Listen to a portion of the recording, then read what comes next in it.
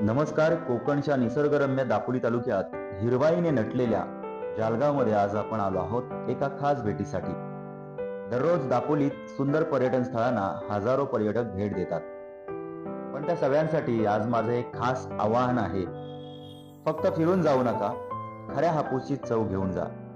दापोलीपासून फक्त 2 किलोमीटर अंतरावर असलेल्या या फार्म फ्रेश हापूस आंबा केंद्राला नक्की भेट द्या.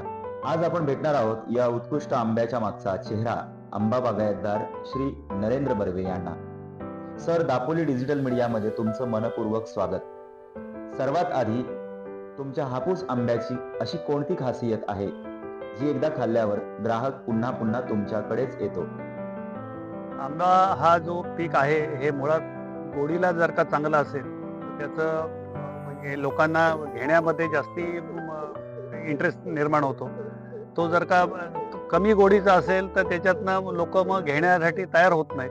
याच्यासाठी आम्ही जे व्यवस्थापन करतो खताचं आणि हे त्याच्यापासूनच ह्याची खरी सुरुवात होते आणि ही साधारण जून जुलै पासून आपल्याला हे करावी लागते, खताचं व्यवस्थापन. आणि त्याच्या पुढे नंतर हा जो आंबा पुढे तयार होतो ह्याच्यात त्याचं हे सगळं शेवटच्या क्षणी त्याचं हे आहे की त्याची गोडी टिकवणं ही तिथपासून सुरुवात होते.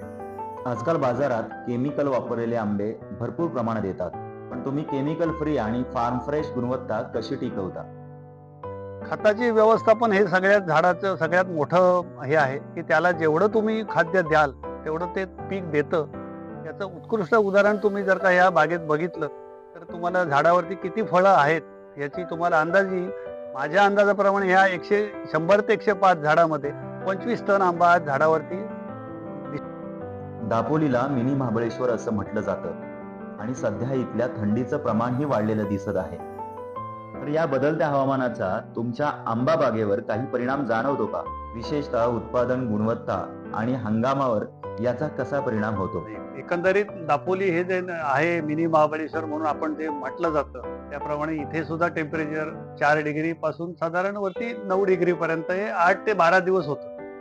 मग असं असताना सुद्धा ह्या बागेमध्ये एवढं 100 ते 105 झाडामध्ये 25 टन आंबा उत्पादन आहे किंवा तेवढी फळधारणा झालेली आहे.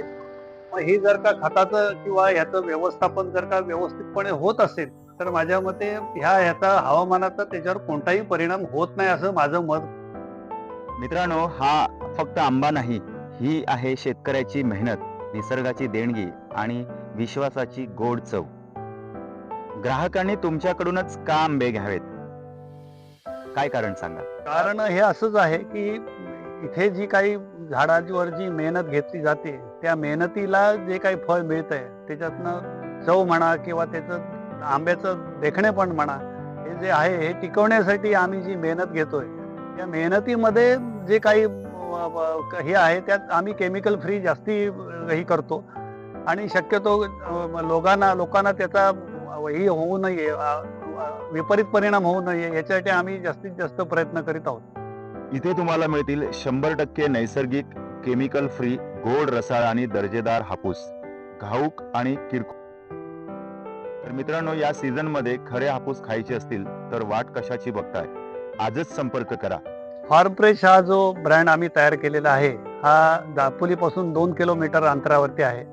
जालगाव ग्रामपंचायत ही जी इमारत आहे ह्या इमारतीच्या बरोबर समोर ही बाग आहे. याचा मोबाईल नंबर आहे 85 54 95 32 77 94 22 43 32 77.